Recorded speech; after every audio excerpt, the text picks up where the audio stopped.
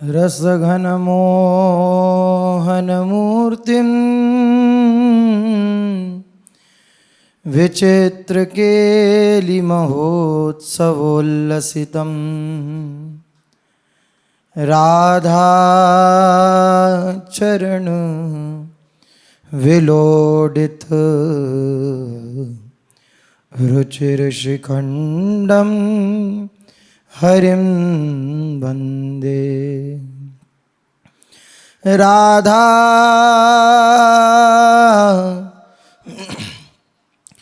चरण विलोडित रुचिर शिखंडम हरिं वंदे। श्री राधा वल्लभ लाल की, श्री सद्गुरुदेव भगवान की।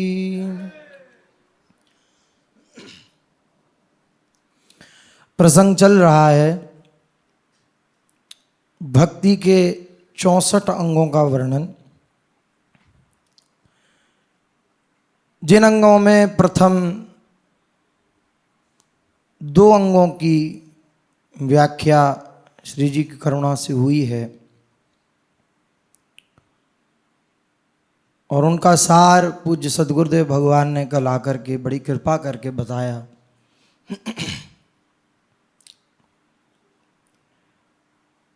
ऐसे सद्गुरुदेव भगवान का आश्रय लेकर भी और जो दूसरा अंग भक्ति का है कृष्ण दीक्षादि शिक्षणम, श्री जी की शरणागति लेने पर भी और नित्य निरंतर पूज्य सद्गुरुदेव भगवान हम जैसे अधमों पर कृपा करके शिक्षादि अपने वचनों के द्वारा देते ही रहते हैं, लेकिन फिर भी इस चित्त पर वो प्रभाव नहीं पड़ता जैसा पूर्व महापुरुषों के हृदय पर पड़ा अपने गुरु का अनुसरण करने से।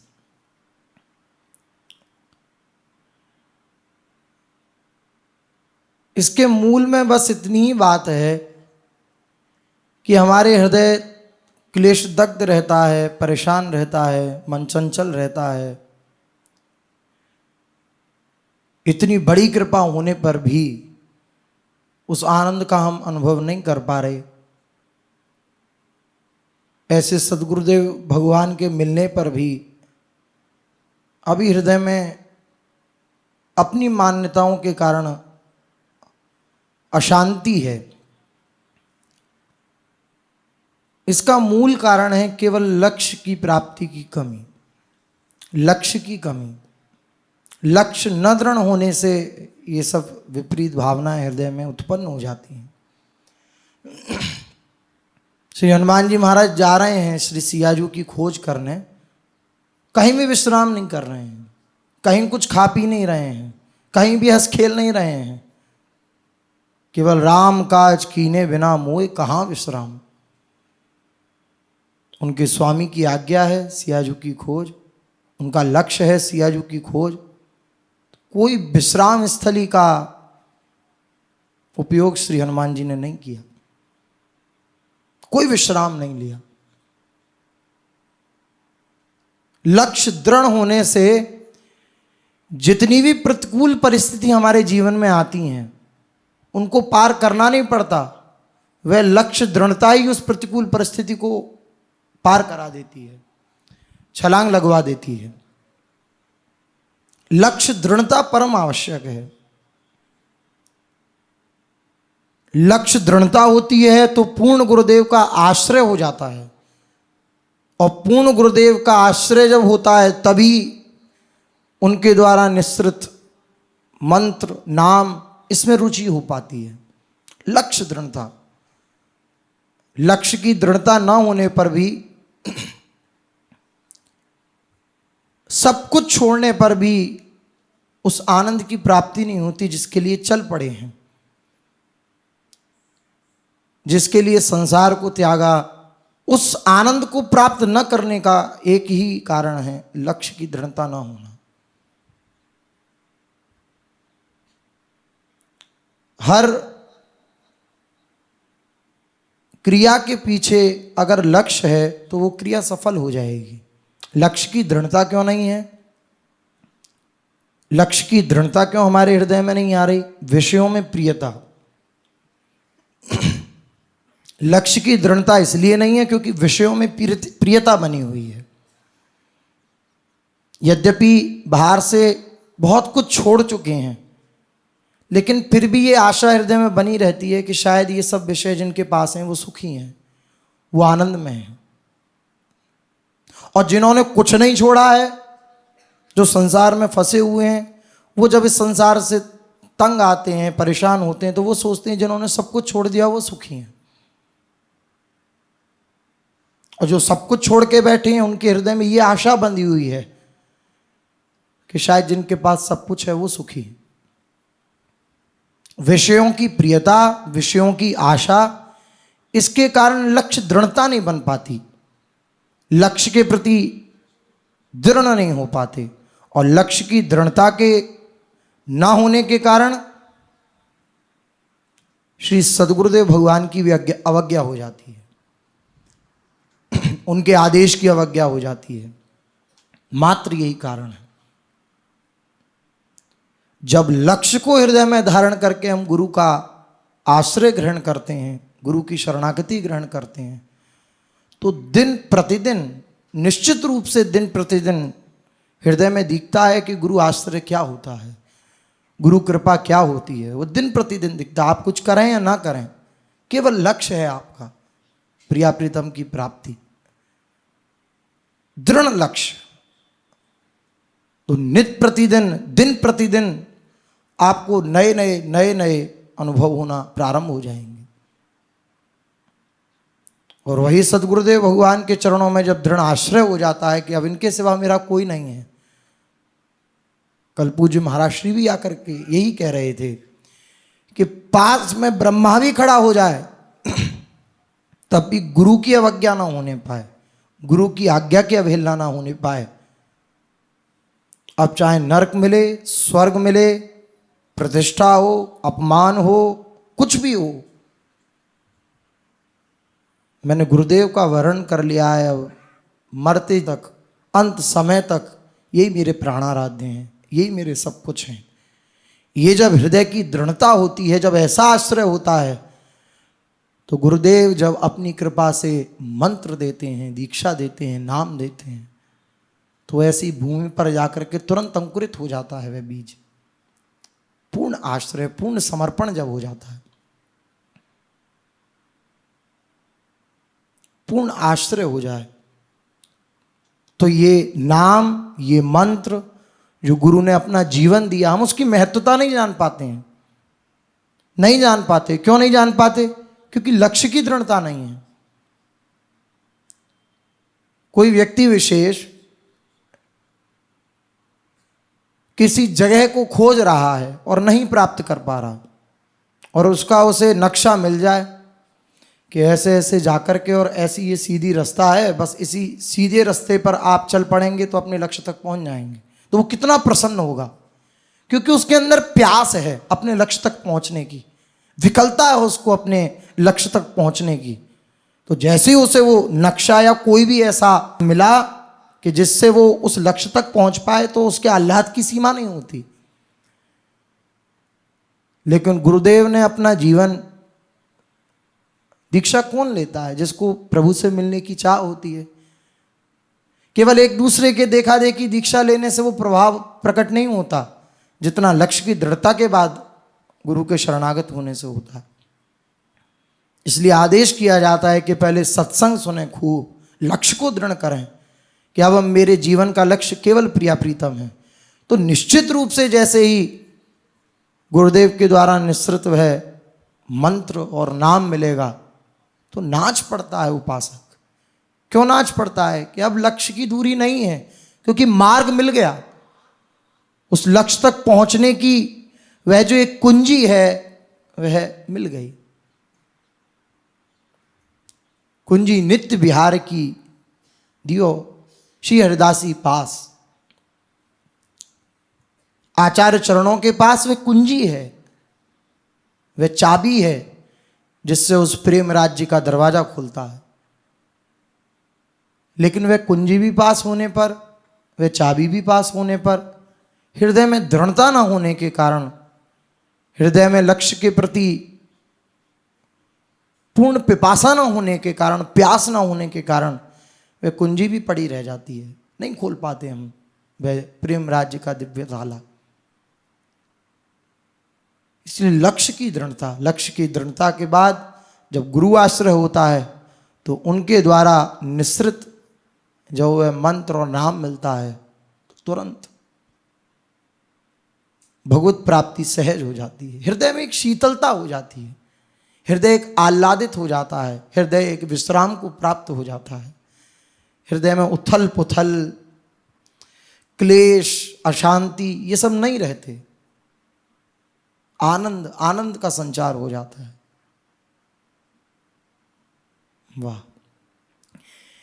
इसलिए गुरुदेव शिष्य को दीक्षा शिक्षा आदि देकर के उसके जो अज्ञान रूपी नेत्र हैं उनको खोल करके उनमें ज्योति दे करके और दिव्य राज में प्रवेश करा देते हैं। हमारे इन नेत्रों में सामर्थ्य नहीं है कि हम प्रियालाल का दर्शन कर पाएं, प्रियालाल को देख पाएं, उनके दिव्य वृंदावन को देख पाएं, उनके रसिकजनों को भी उनके दिव्य स्वरूप से देख पाएं। ये हमारे नेत्रों में, हमारी इंद्रियों में सामर्थ्य नहीं है। लेकिन ये नाम, ये मंत्र जब हृदय में स्थापित होता है तो हमारे नेत्रों को खोल देता है, हित नेत्रों को खोल देता है। ये नाम, ये मंत्र जो सद्गुरुदेव के द्वारा प्रदत्त है, ये हमारे उन नेत्रों को खोल देता है। प्रत्यक्ष हो जाती हैं प्रियालाल, जड़ता मिट जाती है नेत्रों की। देखो कह रहे हैं महापुरुष जन, इन्हीं नैनन सब सुख देखें, अपनों जन्म सुफल करी लेखें। क्या हो जाता है इन नेत्रों में? बोलिए पलट जाते हैं। कैसे पलट जाते हैं? मंत्र के द्वारा, नाम के द्वारा ये पलट जाते हैं, प्रेममय हो जाते हैं नेत्र, प्रेम से सराबोर हो जाते हैं, हित नेत्र हो जाते हैं। इसलिए भगवत तत्व समझ सकें इतनी हमारे में सामर्थ्य नहीं। गुरुदेव उन चक्षुओं को अपनी दीक्षा शिक्षा से खोल देते हैं, जो ढके हुए हैं उन्हें खोल देते हैं। क्यों खोल देते हैं? वह क्यों इतनी कृपा करते हैं? क्योंकि वो अहेतुकी कृपालु हैं। कह रहे हैं गुरुदेव अहेतुकी कृपा के वश होकर जब दीक्षा मंत्र देते हैं तो शिष्य के सब कर्म संस्कार भस्म हो जाते हैं और वह दिव्य राज में प्रवेश करता है। अगला जन्म हो जाता है, दीक्षा के बाद अगला जन्म उपासक का होता है। जिस दिन दीक्षा हुई पूर्व का सब कुछ समाप्त हो गया, सब कुछ। माया का जो प्रभाव था, माया का जो हमारे ऊपर शासन था, वह नष्ट हो गया। इस बात पे विश्वास करें हम, नष्ट हो गया निश्चित रूप से हमारे ऊपर से माया का प्रभाव। फिर हमारे ऊपर दिखता क्यों है? केवल अहंकार के कारण। अन्यथा जो श्री जी का शरणागत है, जिसने सद्गुरुदेव का आश्रय ले लिया, उसे कोई विकार परास्त कर सके? नहीं। देखो कैसा भूचाल आया हुआ है संसार में, काम का, क्रोध का, लोभ का, मोह का, कैसा भूचाल है। निरंतर इन्हीं सबसे दग्ध जीव हैं। लेकिन गुरुदेव की कृपा से हमारे समक्ष अगर ये सब आते भी हैं तो चिंगारी रूप से, कि हम किस स्थिति में, हम क्यों अहम को धारण किए हुए, हम क्यों शरणागत नहीं हो रहे, इसलिए सब आते हैं बार बार और हमें गिरा करके, परास्त करके श्री जी के शरणागत करके ही जाते हैं, श्री जी से अपनापन कराते हैं। जिस दिन से हृदय में वह मंत्र गया, वह नाम गया, उस दिन से हम श्री जी के हो गए। निश्चित मानिए, केवल इस बात पर विश्वास हो जाए, केवल इस बात में दृढ़ता हो जाए, केवल चित्त ठहर जाए इस बात पर, तो वह सुदुर्लभ वस्तु भी सुलभ हो जाएगी निश्चित रूप से। जब देह, मन, प्राण समर्पित करके गुरुदेव की शरण में उपासक आता है, तब गुरुदेव अपनी करुणा मिश्रित भगवत तत्वामृत शक्ति के स्पर्श से, भगवत करुणा मिश्रित भगवत तत्वामृत शक्ति के स्पर्श से जैसे पारसमणि लोहे को स्वर्ण बना देती है, ऐसे उस मंत्र के द्वारा उपासक का हृदय जैसा गुरुदेव का हृदय होता है वैसा बन जाता है। हमारा नहीं बना, क्यों नहीं बना? इसका कारण मात्र यही है कि हमने पायो रतन चीनो नहीं दीनों करते डार। वो जो रत्न मिला उसके प्रति महत्व बुद्धि उत्पन्न नहीं हुई, नहीं उसके प्रति महत्व बुद्धि, इसलिए वह हृदय हमें वैसा का वैसा दिखता है। जैसे पारसमणि लोहे को स्वर्ण बना देती है, तो पारसमणि में और संत में, गुरुदेव में यही अंतर है। क्या अंतर है? पारसमणि लोहे को स्वर्ण बनाती है, लेकिन गुरुदेव शिष्य को गुरु स्वरूप ही बना देते हैं, अपना स्वरूप ही प्रदान कर देते हैं। अर्थात गुरुदेव ऐसी पारसमणि हैं जो शिष्य को भी पारसमणि ही बना देते हैं। वे स्वर्ण नहीं बनाते, पारसमणि ही बना देते। स तरति स तरसी स लोकांस तारयति। ऐसा गुरुदेव के दिए हुए मंत्र का प्रभाव है। अपनी भगवत भजन में भक्ति शक्ति शिष्य के तन मन प्राणादि में संचारित कर उसकी देहेंद्रिय आदि को अप्राकृत या भगवत पाद पद्म भजन के योग्य बना देते हैं। आहा, कितनी महामहिमा में, कितनी करुणामयी बात कह रहे हैं कि अपने भगवत भजन में शक्ति को, उस भक्ति शक्ति को शिष्य के हृदय में संचारित करके, ये शक्ति क्या है? वही मंत्र, वही नाम, उसको हृदय में संचारित करके श्री सद्गुरुदेव भगवान उसके देह को, उसकी इंद्रियों को अप्राकृत कर देते हैं। अब वो प्राकृत नहीं रहती, अप्राकृत कर देते हैं। श्री हरिवंश सुप्राण सुमन हरिवंश गणेश जय, श्री हरिवंश सुबुद्धि वरण हरिवंश नाम जस। सब कुछ श्री हरिवंश, सब कुछ श्री हरिवंश, सब कुछ हित, सब कुछ प्रेम। क्या हुआ? उस मंत्र का, उस नाम का प्रभाव यह हुआ, सदगुरु प्रदत्त उस नाम का प्रभाव यह हुआ कि अब ना मन रह गया, ना प्राण रह गए, ना बुद्धि रह गई, सब हरिवंश हरिवंश हरिवंश हो गए, सब कुछ हरिवंश हो गए। तो वह प्राकृत मन बुद्धि भी हित स्वरूप को प्राप्त हो जाते हैं, अप्राकृत हो जाते हैं, भगवत पाद पद्म भजन के योग्य बना दिए जाते हैं। ऐसा गुरुदेव की कृपा का प्रभाव है। कितना बड़ा हमें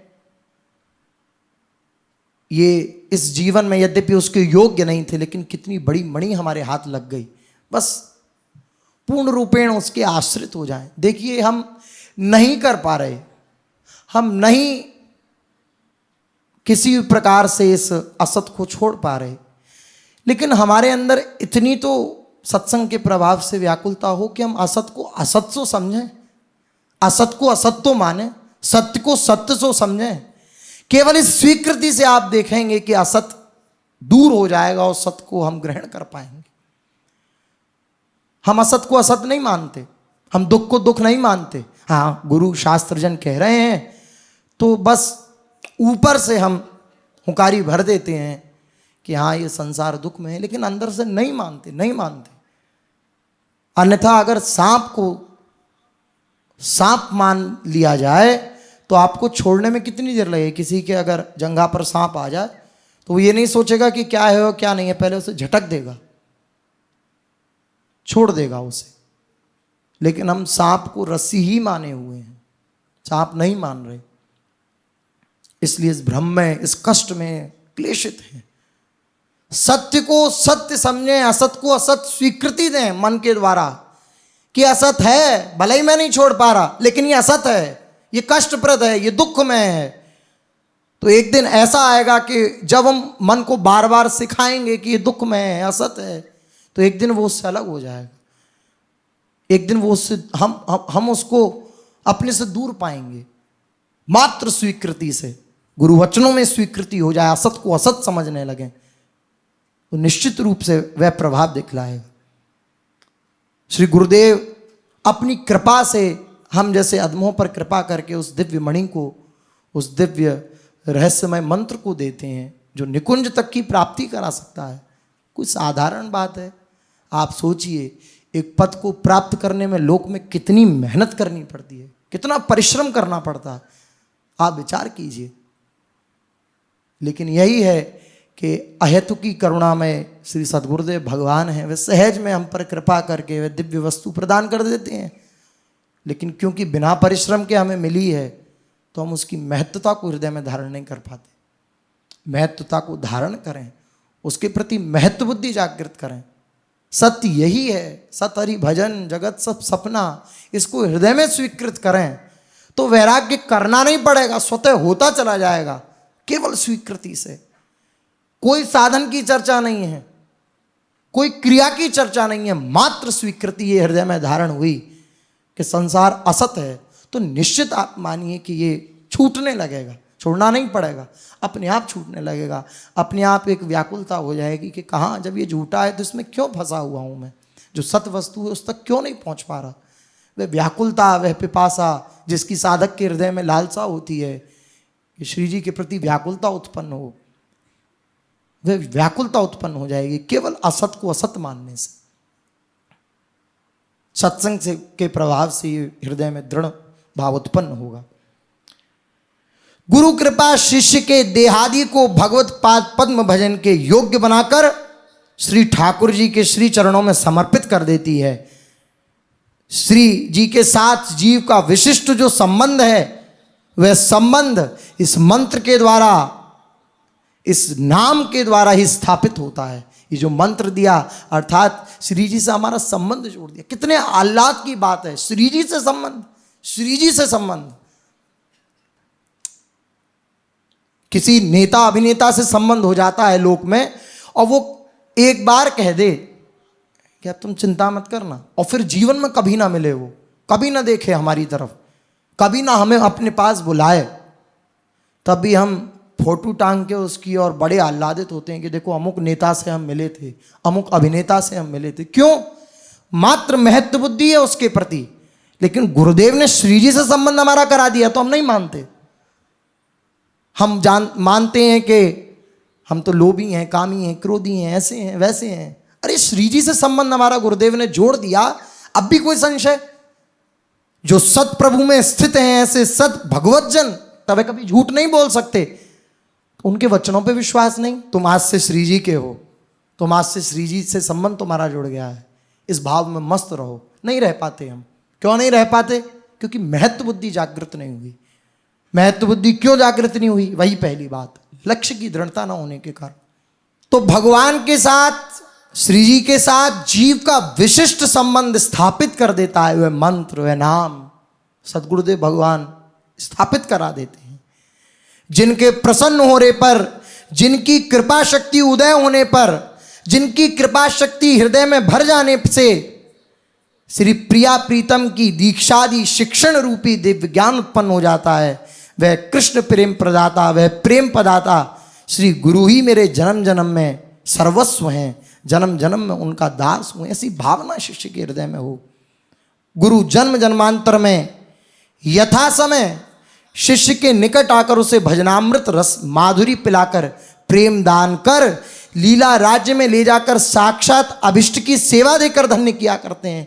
कितनी महामहिमा में बात कह रहे हैं, कितनी निश्चिंतता की बात कह रहे हैं, कितनी बेपरवाही की बात कह रहे हैं। महापुरुष जन कह रहे हैं कि गुरुदेव केवल एक शरीर में आकर के बस जितने दिन रहे उतने दिन तक आपके, ऐसा नहीं। अनंत जन्मों से आपको वे खींचते चले आ रहे हैं। वे गुरु तत्व आपको खींचता चला आ रहा है, आपको प्रकट रूप में अब सन्निधि दे रहा है। और जब तक आपको भगवत प्राप्ति नहीं हो जाएगी, श्री प्रिया प्रीतम की प्रेम सेवा की प्राप्ति नहीं हो जाएगी, तब तक वे कृपालु गुरु तत्व आपको छोड़ेगा नहीं।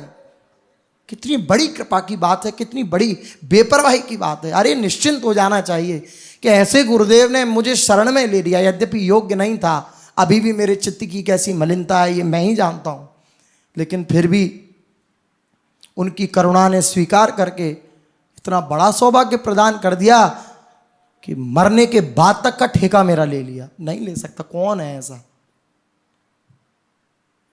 हमारे कष्ट में कोई सहयोगी नहीं है, सच मानिए, कोई नहीं।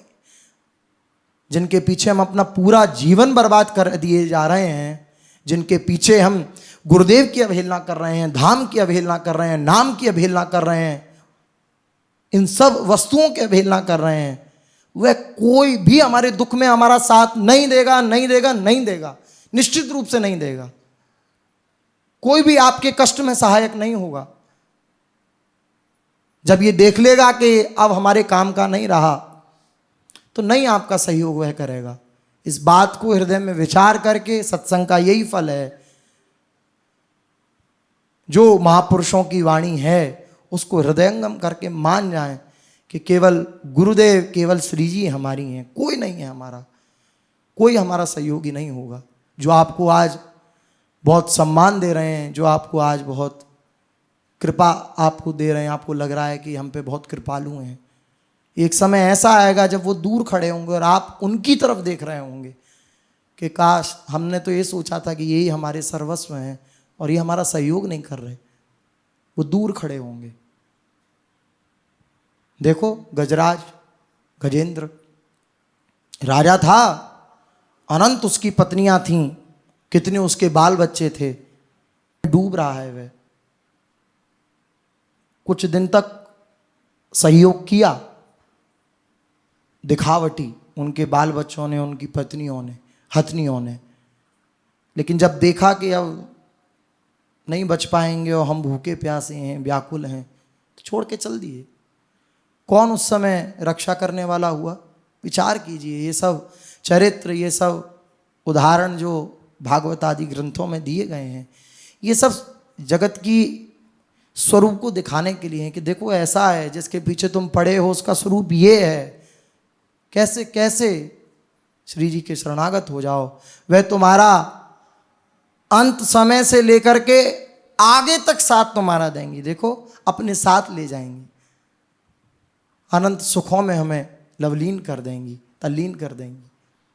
ऐसे गुरुदेव का आश्रय छोड़ करके, ऐसी जो मणि रूपा मंत्र नाम का आश्रय छोड़ करके हम जब भटक जाते हैं, तो फिर आगे वर्णन आएगा कि जैसे कोई छलनी में दूध दूहे तो उसके हाथ में क्या लगेगा? कुछ नहीं लगेगा, कुछ हाथ नहीं लगेगा। फिर हम इष्ट गुरु पर अश्रद्धा करेंगे, ऐसा मानेंगे कि इनकी ही कृपा नहीं थी। ये विपरीत भावनाएं हमारे हृदय में जागरण हो जाएंगी।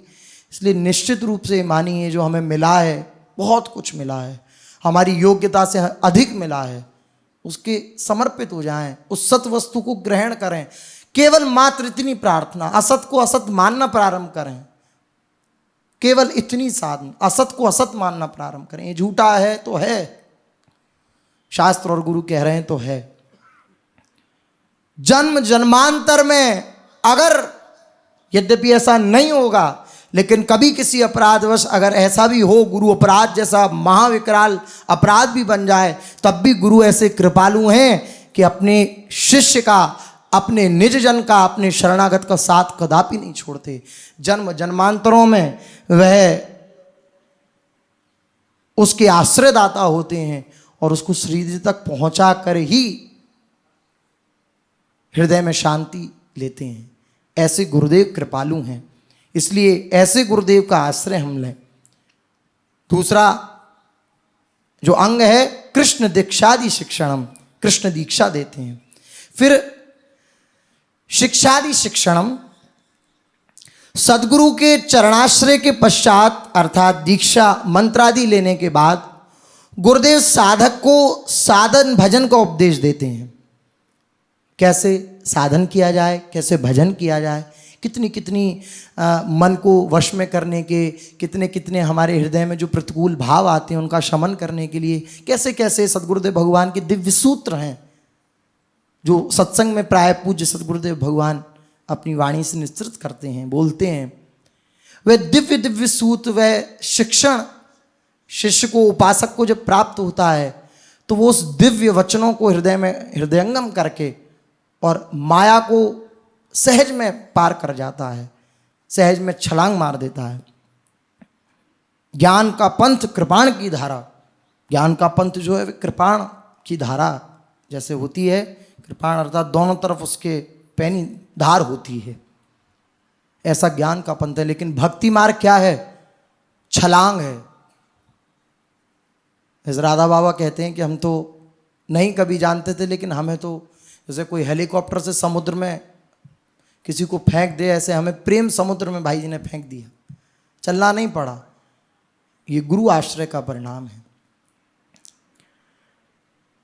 तो गुरुदेव साधक को साधन भजन का उपदेश देते हैं, साथ ही कृष्ण तत्व, भक्ति तत्व, रस तत्व आदि का उपदेश देते हैं। गुरुदेव की श्रीमुख से निसृत वह उपदेशावली जितनी मधुमेह होती है, हृदय को और कर्ण को रस प्रदान करने वाली होती है, उतनी भजन पथ के लिए महाशक्तिशाली होती है। एक एक वचन गुरुदेव का वह भजन पथ के लिए महाशक्तिशाली है, चूक औषधि है। उन वचनों को अगर हम धारण करें हृदय में, तो कहीं भी कोई भी विरोध हमारे जीवन में उत्पन्न नहीं हो सकता। कोई भी लकीर नहीं खींच सकता कि तुम इससे आगे नहीं बढ़ सकते। गुरु वचन हमारे साथ हैं, कहीं भी कोई भी बाधा उसको डिगा नहीं सकती। वे स्वच्छंद रूप से आगे बढ़ता चला जाता है जिसने गुरु वचनों का, गुरुदेव की शिक्षा का आश्रय लिया। श्री गुरुदेव के श्रीमुख कमल से निकला वाक्य रूपी मकरंद मधु जितना मधुर स्वादिष्ट है, उतना ही भक्ति रस उन्मादना से परिपूर्ण है। जितना स्वादिष्ट है, देखो सदगुरुदेव भगवान जब बोलते हैं तो लगता है कि सुनते ही रहें, सुनते ही रहें। क्यों लगता है? प्रेम से द्रवित होकर के भक्तिमय हृदय, पूरा चित्त श्री जी को समर्पित, श्री जी मैं, जब वह हृदय बोलता है तो लगता है कि कितनी शीतलता प्राप्त हो रही है। तो उन दिव्य वचनों को जब उपासक सुनता है तो उसके कानों को, उसके हृदय को और भक्ति मार्ग को वह वचन पुष्ट करता है। आश्रित शिष्य के प्रति स्नेह करुणा से विगलित चित्त गुरुदेव जिस उपदेश वाक्य का प्रयोग करते हैं उसकी कहीं तुलना नहीं है। निश्चित मानिए, गुरुदेव जब कृपा से द्रवित होकर के शिष्य को उपासना पद्धति कहते हैं या कोई आज्ञा करते हैं, कृपा करके हृदय में जब उनकी द्रवण क्रिया होती है तब बुलाते हैं कि इधर आओ, सुनो, ऐसा ऐसा करो तो देखो तुम्हें निश्चित रूप से श्री जी मिलेंगी उनकी कृपा से। लेकिन ये उन्होंने जब ये कह दिया ऐसा ऐसा करो,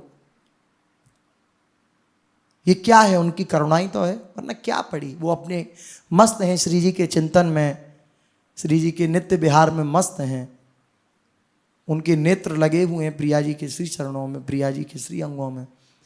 क्या उनको पड़ी कि हम जैसे आदमों को स्वीकार करके अनेक अलग अलग प्रकार की हमारी बुद्धियों को झेलें। लेकिन यही उनकी करुणा है, यही उनकी अहेतु की करुणा है। कोई हेतु नहीं है, कोई उनका हमारे से लाभ नहीं है, वरन नुकसान ही है, क्योंकि हम अनेक प्रकार से उनको कष्ट ही पहुंचाते हैं। लेकिन फिर भी वह कृपा करके बार बार समझा करके, बुझा करके, बार बार हमारे समक्ष आकर के हमें कृपा दान करते हैं। मायाबद्ध जीव की दुख दुर्दशा को देखकर उसे तत्वोपदेश देकर अपनी भजनानंद रस माधुरी का आस्वादन करा कृतार्थ करने के लिए जब करुणा में भगवान का चित्त विगलित होता है, तब भगवत स्वरूप समष्टि गुरु से भक्ति सिद्ध महापुरुष अर्थात वही परम प्रभु, वही श्री कृष्ण स्वयं श्री गुरुदेव के रूप में, कृपा रूप में अवतरित होते हैं। वही यथार्थ सद्गुरुदेव हैं। इसलिए जो कृष्ण दीक्षा, जो कृष्ण मंत्र अर्थात श्री जी की शरणागति, जो भी हम लोगों को श्री सद्गुरुदेव भगवान से प्राप्त हुआ है, उसका आश्रय ग्रहण करें, उसको, उसके प्रति महत्व बुद्धि जागरण करें, असत को असत समझें, असत को असत स्वीकृत करें, सत को सत समझें, तो निश्चित रूप से हम एक दिन देख पाएंगे कि हमें वह दिव्य रस का अनुभव, उस आनंद का अनुभव गुरु चरणों के प्रताप से हो गया है। श्री राधा वल्लभ लाल की।